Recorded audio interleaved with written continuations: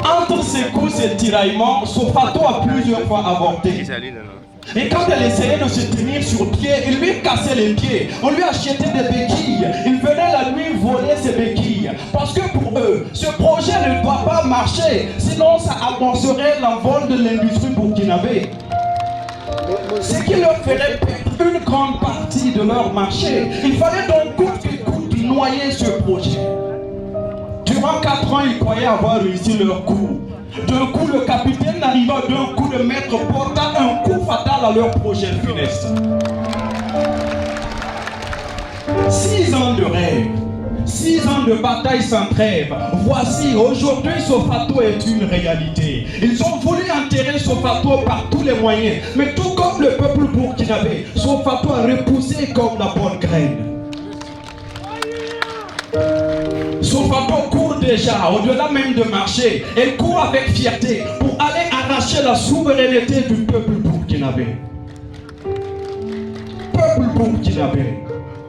Aujourd'hui, à travers la PEC, nous finançons nous-mêmes nos projets, nos usines sans l'aide de personne. Mais n'oublions pas que l'impérialisme est une concubine toxique que vous arrivez enfin à mettre à la porte. Elle vous restera collée à la culotte. Elle reviendra même de temps en temps vous dire que son nouveau partenaire a acheté une nouvelle voiture pendant que vous êtes là assis au champ co-agriculture.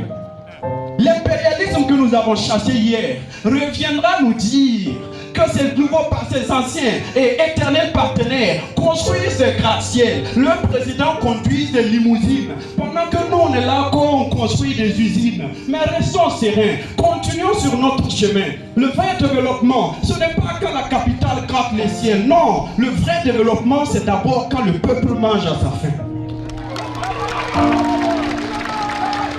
Ne nous trompons pas et sachons-le une bonne fois pour toutes. Jamais l'impérialisme ne développe. C'est un faux ami qui dans le faux nous enveloppe. Sofato, le gourmet des ennemis de la révolution amorcée. Les bases d'un Burkina industrialisé. Aujourd'hui, nous achetons notre tomate nous-mêmes à notre prix. Nous la transformons nous-mêmes par notre propre génie. Et nous la consommons sans modération dans nos cérémonies de célébration. Et d'ailleurs, à cet effet, les Yatsé m'ont chargé de dire aux bourmanchés qu'eux ne sont plus leurs camarades. Parce que maintenant, ils ont Sofato à Yako. Du coup, leur Igra n'aura plus la même couleur que le sable de Farah, mais plutôt la couleur de la pâte de tomate Sofato. Burkinabé. Avec le capitaine, nous avons pris la route du développement endogène pour notre liberté totale. Nos amis d'hier ont mal et ils ne vont pas nous aimer. Bon, ça c'est leur droit. Mais une chose est sûre, ils vont respecter le Burkina Faso de gré ou de force.